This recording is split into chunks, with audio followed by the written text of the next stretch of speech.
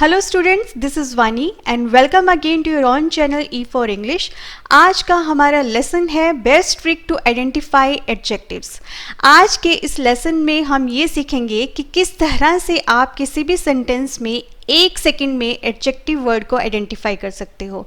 उसके लिए बहुत ही बेस्ट ट्रिक है और इस ट्रिक को आप अच्छे से समझ भी जाओगे। उसके लिए आपको इस वीडियो को एंड तक देखना पड़ेगा। अगर आप नए हो इस चैनल पर तो प्लीज़ सब्सक्राइब कर दीजिए और बेल आइकन को भी प्रेस कीजिए, जिससे कि आपको हमारी आने वाली वीडियोस की नोटिफिकेशन जल्दी से मिल जाएगी। चलिए स्टार्ट करते हैं आज का लेसन।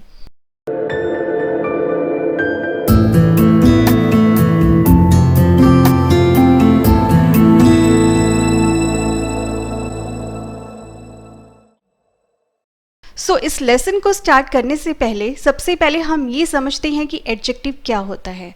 तो एडजेक्टिव क्या होता है? एडजेक्टिव किसी भी नाउन की क्वालिटी के बारे में बताता है। तो नाउन क्या होता है? नाउन किसी भी व्यक्ति का नाम, किसी भी जगह का नाम या किसी वस्तु का नाम। अब जैसे कि आप स्क्रीन पर देख सकते हो, एक मैन है जो कि एक नाउन है। अब इस मैन की क्या क्वालिटीज़ हैं, इसकी क्या खूबियाँ हैं, ये एडजेक्टिव है। तो इसकी क्वालिटीज़ क्या हो सकती है? हैंडसम, आप यूज़ कर सकते हो वर्ड हैंडसम, जिसका मतलब है सुंदर। इंटेलिजेंट, जिसका मतलब है बुद्धिमान। जनरस, जिसका मतलब है उदार। चार्मिंग, जिसका मतलब है आकर्षक। और एनर्जेटिक, जिसका मतलब है शक्तिशाली। तो ये सब है मैन की क्वालिटीज़, एक नाउन की क्वालिटीज़, जो कि एडजेक्टिव वर्ड है। आप बता सकते हो कि ये हैंडसम मैन है, इंटेलिजेंट मैन है, जनरस मैन है, चार्मिंग मैन है, कॉन्फिडेंट मैन है। अगर आप नाउन वर्ड को यूज़ कर रहे हो एडजेक्टिव के साथ, तो एडजेक्टिव हमेशा नाउन से पहले लगता है। तो ये नाउन की क्वालिटीज़ के बारे में बताता है। एडजेक्टिव क्या है? Adjective describe the quality of nouns. जितने भी नाउन्स हैं उनकी क्वालिटी, उनके गुणों के बारे में डिस्क्राइब करता है, वर्णन करता है। तो ये एडजेक्टिव है। अब एक चीज़ आप ध्यान में रखिएगा, जैसे कि आप स्क्रीन पर एक सेंटेंस देख रहे हो, वह फुटबॉल खेल रहा है। तो इसका सेंटेंस क्या होगा इंग्लिश में? He is playing football. तो इसको आप ज़रा ध्यान से समझना। अब यहाँ पर प्लेइंग यूज़ कर रखा है। ऐसे ही एक दूसरा सेंटेंस है, उसने मुझे ताश दिया। अब इस सेंटेंस में हमने फिर से प्लेइंग वर्ड का यूज़ किया, लेकिन अलग ढंग से। He gave me playing cards. अब देखिए, दोनों ही सेंटेंसेस में प्लेइंग वर्ड यूज़ हो रखा है, लेकिन ये दोनों अलग अलग हैं। सबसे पहले सेंटेंस में प्लेइंग एक वर्ब है। वर्ब किस तरह से है? क्योंकि यहाँ पे कर्ता जो काम कर रहा है वो वर्ब है। तो कर्ता क्या कर रहा है? खेल रहा है। कर्ता वह खेल रहा है।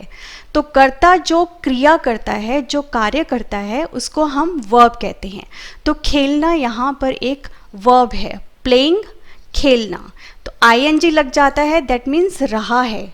अब ऐसे ही उसने मुझे ताश दिया। अब ताश आपको पता है कार्ड्स होते हैं, लेकिन कार्ड्स कई तरह के होते हैं। तो ताश को डिस्क्राइब करने के लिए हमने आगे एक वर्ड लगा दिया, प्लेइंग, खेलने वाले पत्ते। तो उसको हम ताश भी बोलते हैं।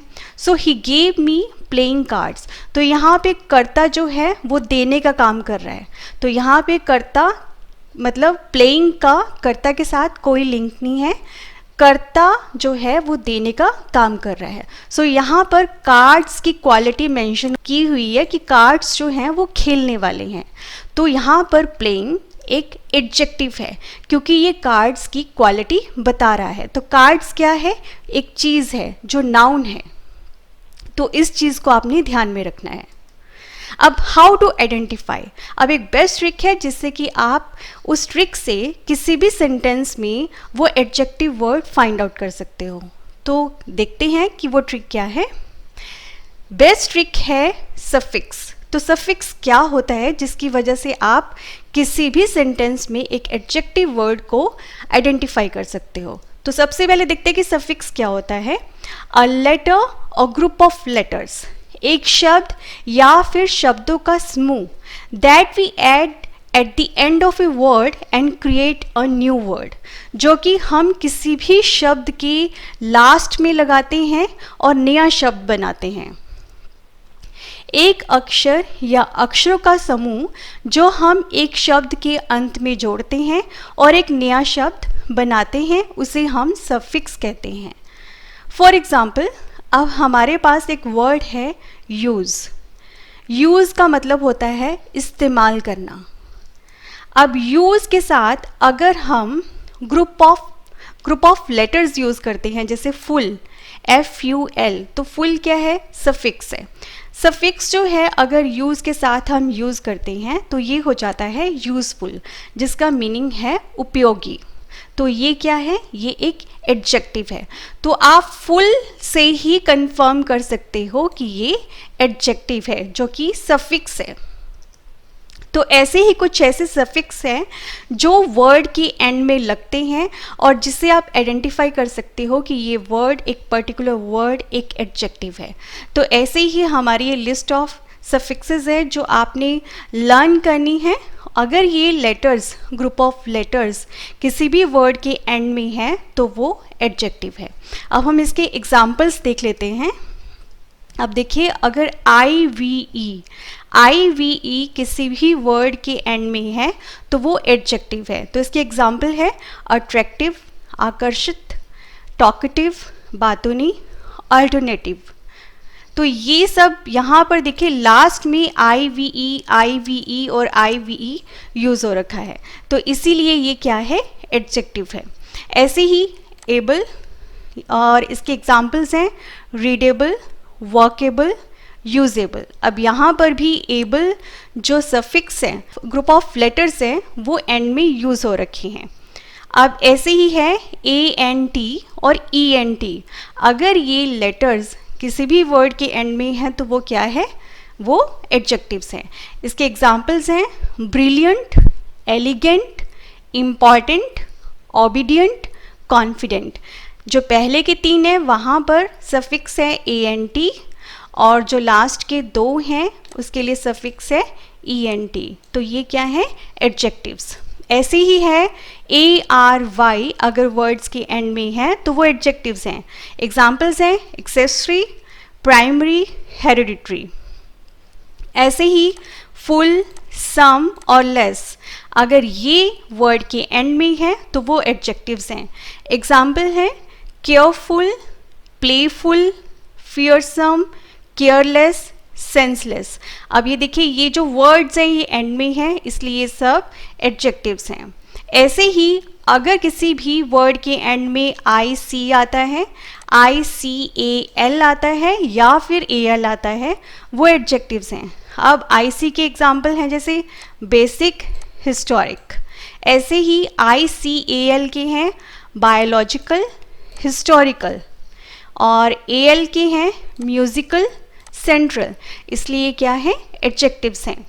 अब है ISH, तो ISH अगर एंड में आते हैं वो एडजेक्टिव्स हैं। एग्जाम्पल्स हैं बॉयश, फुलिश, चाइल्डिश। ING आता है जैसे बोरिंग, कंफ्यूजिंग, सरप्राइजिंग। ऐसे ही Y और LY आते हैं। Y के जैसे हैं डर्टी, क्लाउडी, इसमें Y आ रहा है एंड में, और LY का है सिकली, इसमें LY आ रहा है, इसलिए एडजेक्टिव्स हैं। ऐसे ही हैं OUS। एग्जाम्पल्स हैं ग्लोरियस, करेजियस, एनवियस। अब इन सब में OUS एंड में है, इसलिए ये एडजेक्टिव्स हैं। अब अगर ED और EN आते हैं, एग्जाम्पल्स हैं गिफ्टेड, गोल्डन, वुडन। तो ये सब वो एडजेक्टिव्स हैं जिनके एंड में IVE, एबल, आंट, ये सब सफिक्स एंड में आते हैं। तो इन सब सफिक्स से आप कंफर्म कर सकते हो कि ये एडजेक्टिव्स हैं। तो ये तो सफिक्स हो गए, लेकिन इसके साथ साथ आपने ये भी देखना है कि वो नाउन्स की क्वालिटी को बताते हैं।